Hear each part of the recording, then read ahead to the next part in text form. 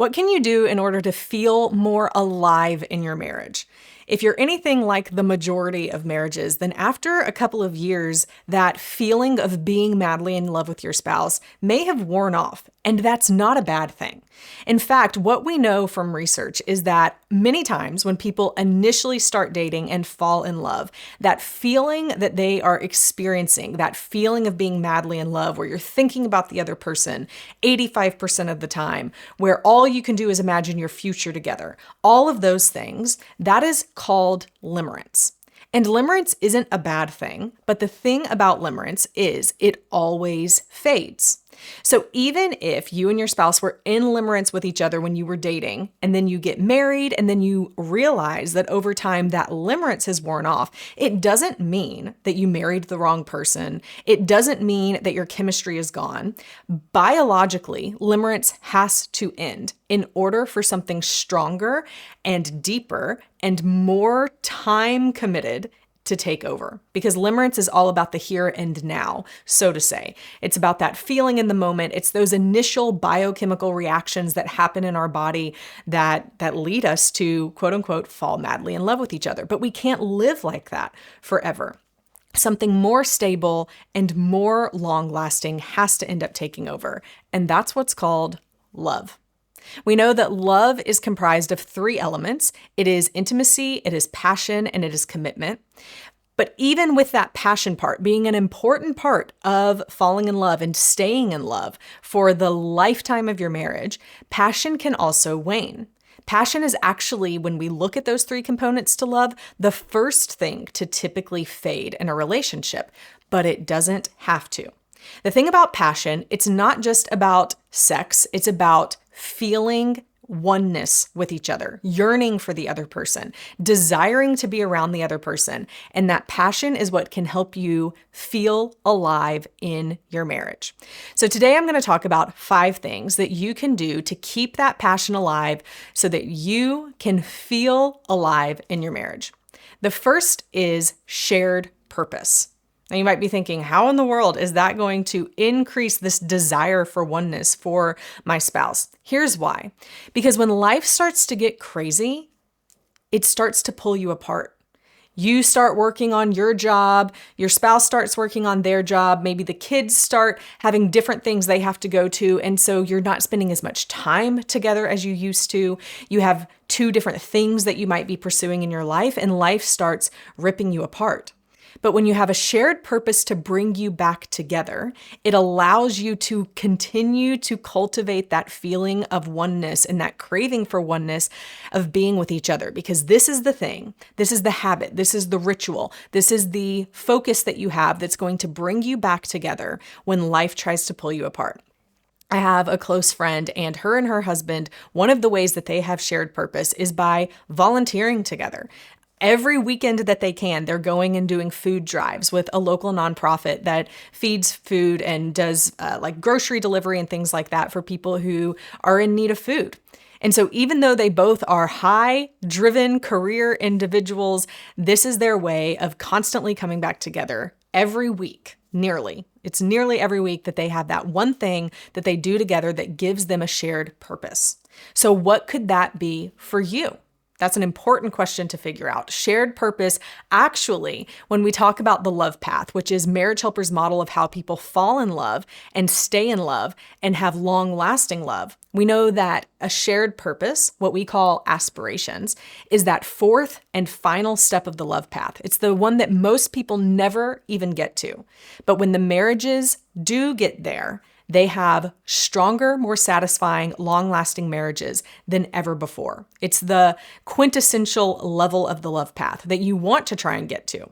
And so I'm telling you, one of the best things up front, find shared purpose. It will increase your passion. It'll help you feel more alive in your marriage. The second thing that you can do to feel more alive in your marriage is adventure and play.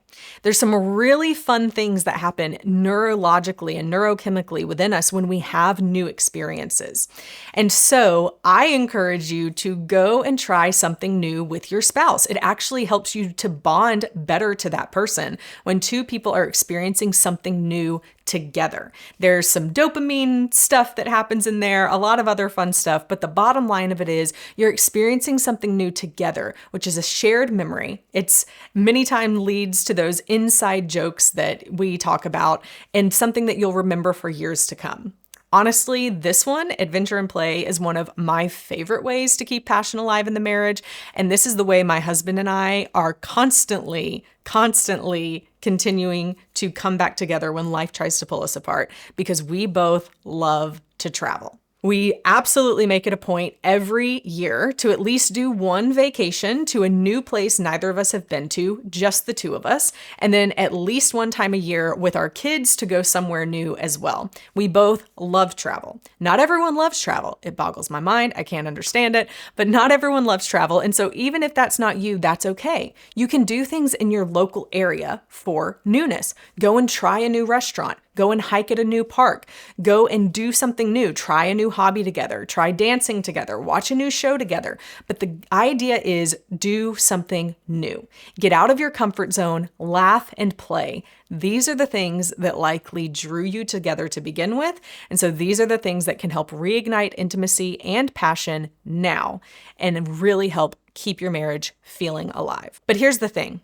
Feeling alive in your marriage isn't just about excitement. It's also about intimacy, which brings us to point number 3, which is emotional safety and vulnerability. At our core, while we want to be desired, more on that in a minute, we also want to feel safe and soothed and secure in our relationships. One of the best things that we can do to increase passion is actually work on how good we are doing at being our spouse's best friend. Because at the end of the day, we don't really want to be passionate with someone that we can't trust.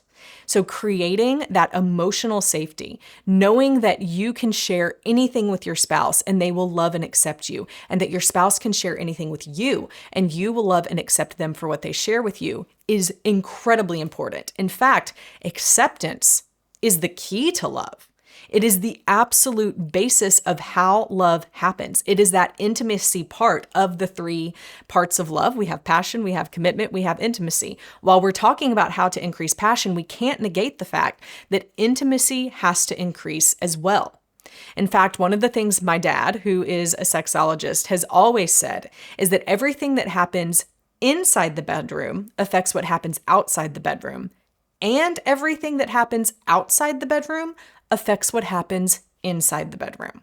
So if you're wanting to feel more alive in your marriage, start by trying to be a great friend, your spouse's best friend, and that is going to pay dividends. The 4th way to feel more alive in your marriage is affection and desire. Pursue your spouse.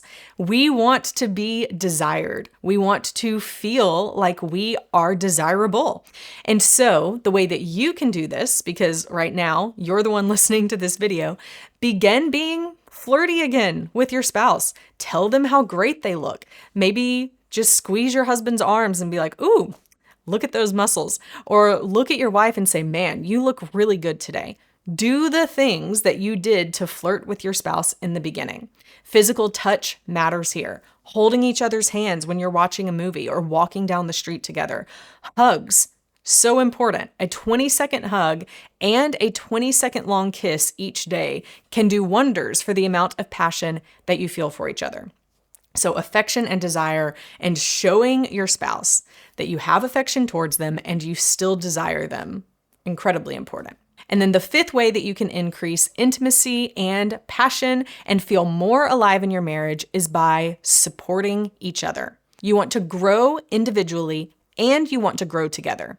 In fact, marriages start to die when people in them stop growing.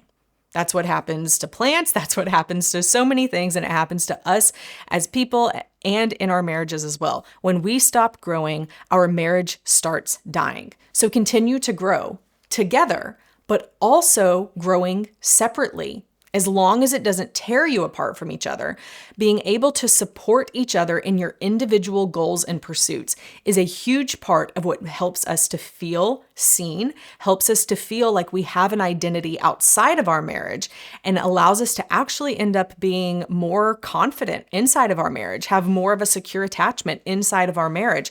Again, as long as those desires aren't ripping us apart. So my husband is in flight school to become a commercial pilot.